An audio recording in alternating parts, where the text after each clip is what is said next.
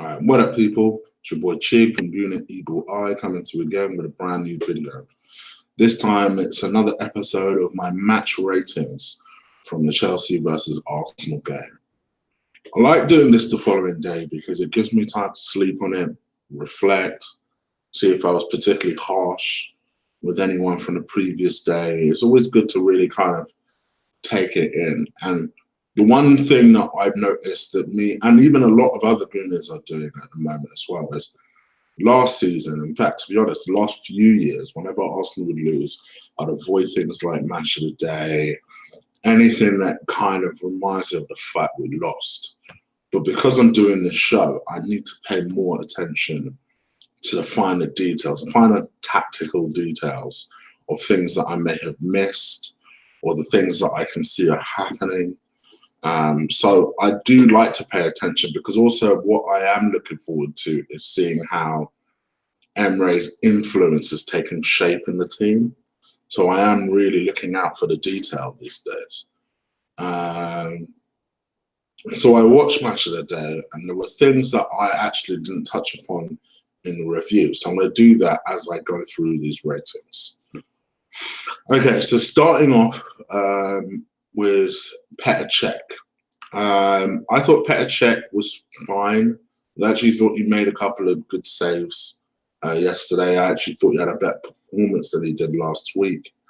There were no real calamity spots. I don't think he could have done a lot about either of the goals, arguably. I still think his distribution overall needs to improve and his passing needs to improve. And I still believe that perhaps if you want to do this type of football, Leno is still the way to go.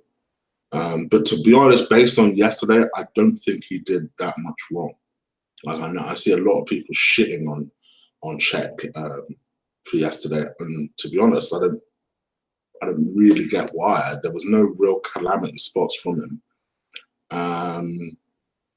To be honest, so much so, I'd give him a 7.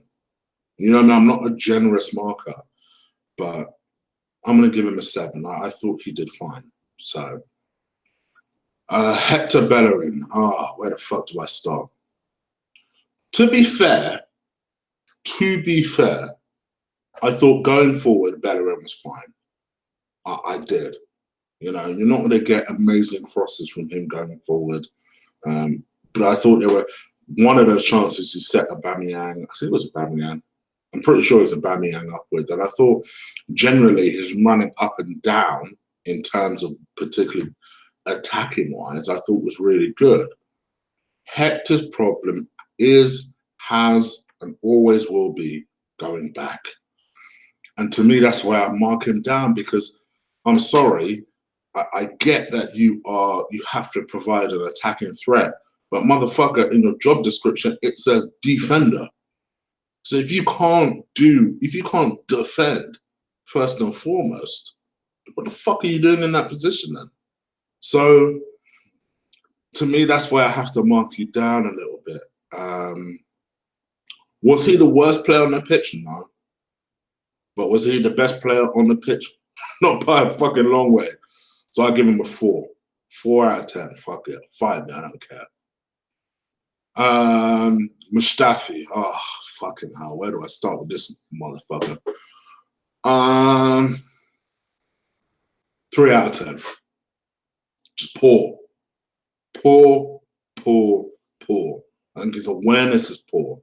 I think there were a couple of goals that Hector Bellerin got blamed for, and probably rightly so, but he was not helped out by fucking Mustafi either, who is just blissfully unaware of everything that goes around him. To me, the guy will not improve. He'll never improve. And I think the only reason why people are attempting to try and show faith with him is because he's the only one of the defenders who is seemingly comfortable with the ball. And I will give Mustafi that. Probably his biggest strength is that he is somewhat comfortable with the ball. My overall concern with Mustafi is you are a fucking defender. Let's call a spade a spade. You ain't going to have the ball a lot. So when 70% of your game isn't with the ball, then 70% of your game is immediately shot. I mean, really think about it. That I'm saying that his best strength is when he has the ball. You're a defender. You're not meant to fucking have the ball. So that means 70% of your game is fucking shit. You can't head the ball. You can't run. You can't. You're not physically strong. You're blissfully unaware. You can't read the game. And that's why I'll never have faith. So for me, 3 out of 10. Believe it or not, still wasn't the worst person on the pitch. This is how fucking poor some of our players were yesterday. Sokratis. To me, I'm a bit worried about this guy because I think this game sort of suited him down to the ground. You know, you're not going to get anyone that's going to gallop away from you in this game. Well, I said that in my preview. You know, you're not going to have someone like a Sane or a Sterling, you know, someone that's just going to absolutely rip the shit out of you, a Salah, someone like that. So for me, he should have done better in this game. There should have been more of a Sokratis influence in this game, and I didn't really see it. This is a spend call, remember. You know, for all the credit and praise you'll get for Guendouzi, and I'll come to Guendouzi in a second, for all the praise and the credit that he gets for that signing, to me, so far, he gets criticism for this.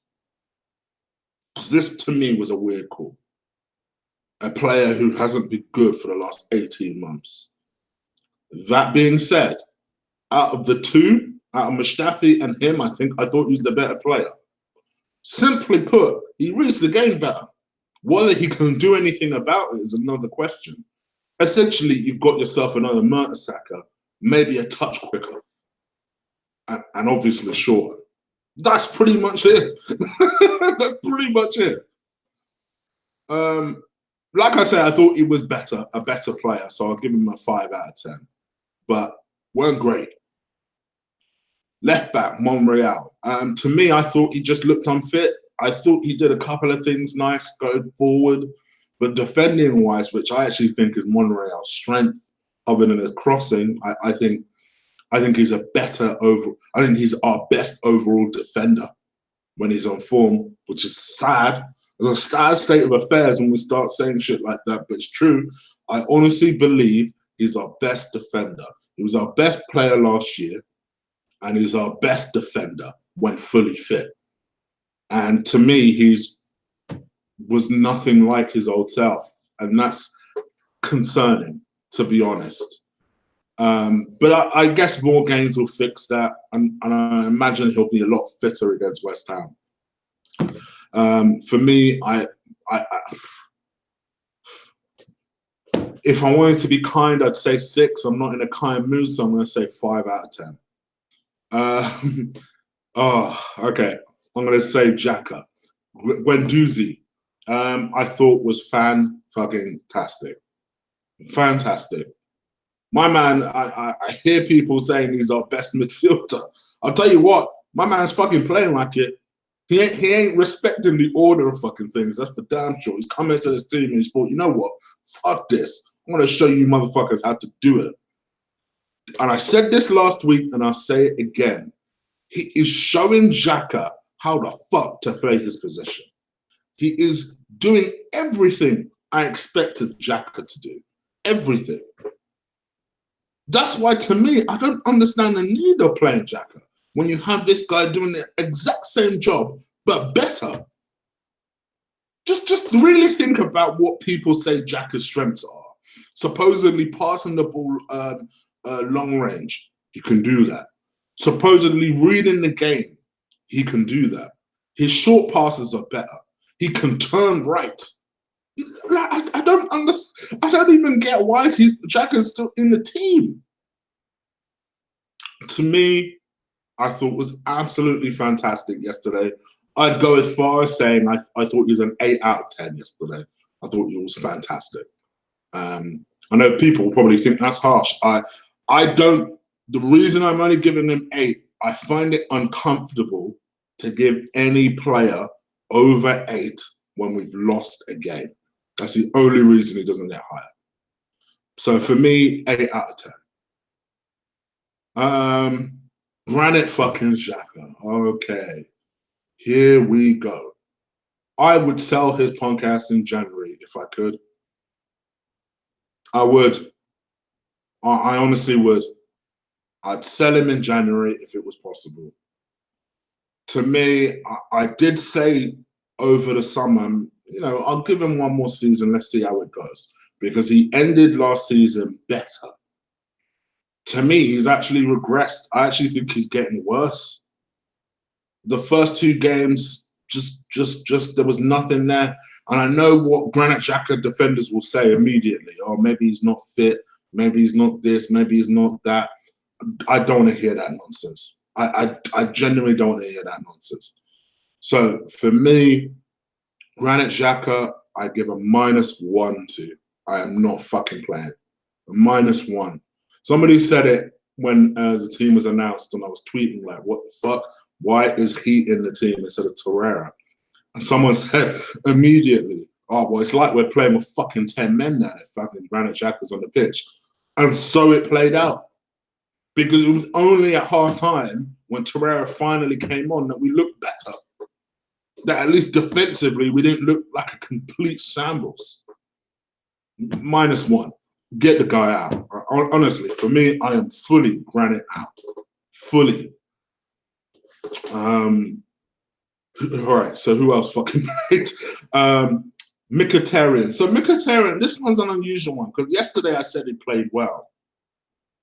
And then I rewatched the highlights and ignored the good things he did. And I was concentrating on the bad things he did.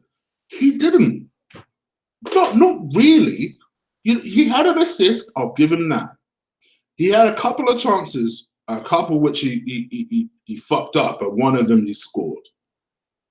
But his defensive duty sucks. And it really does show exactly what I said and was banging on about last week. The man is not a winger. The man is not a winger.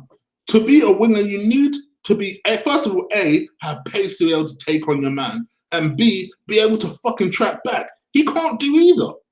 For the first goal, it was embarrassing watching him running back. And I just thought to myself, you were ball watching, and that's the reason you're out of position right now. It was embarrassing.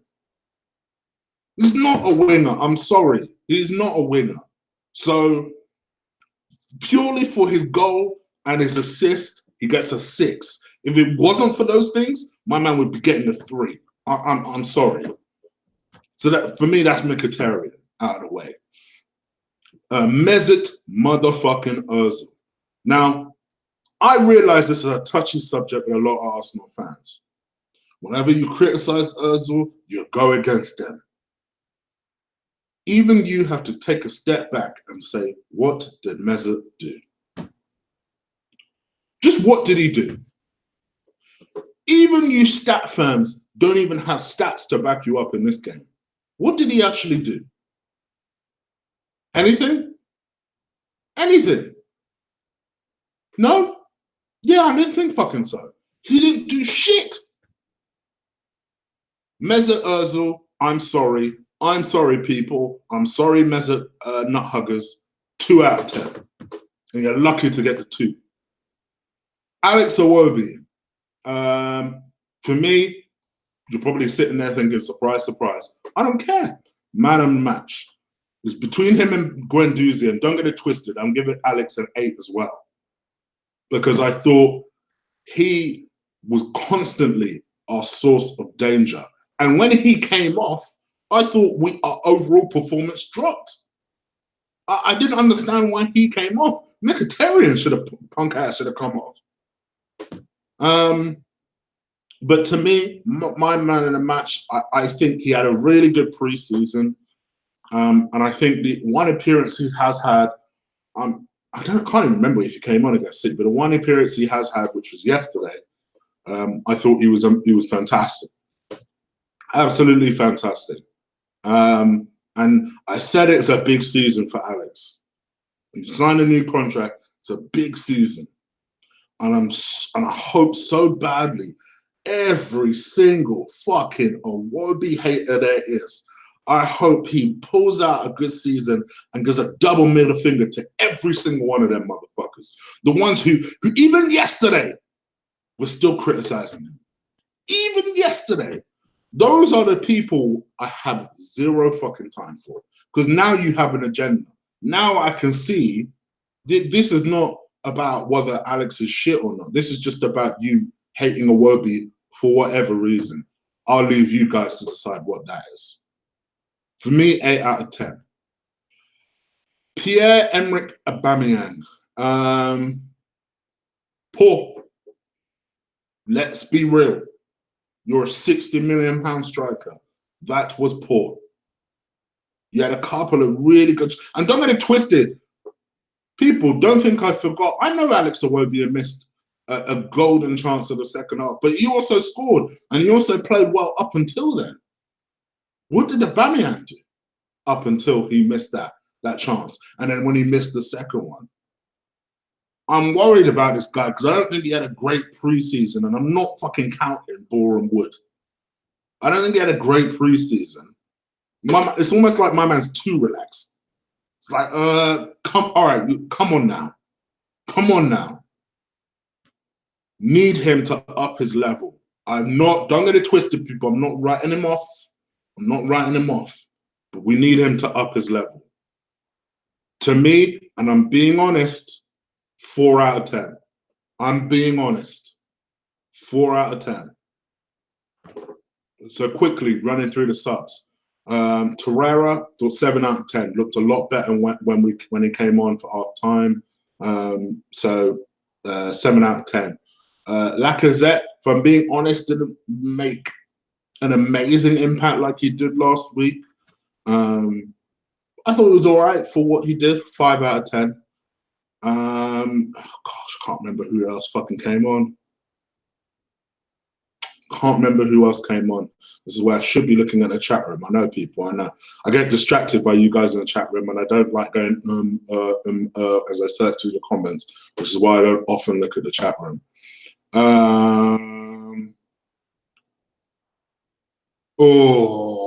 Let me look at my phone, people.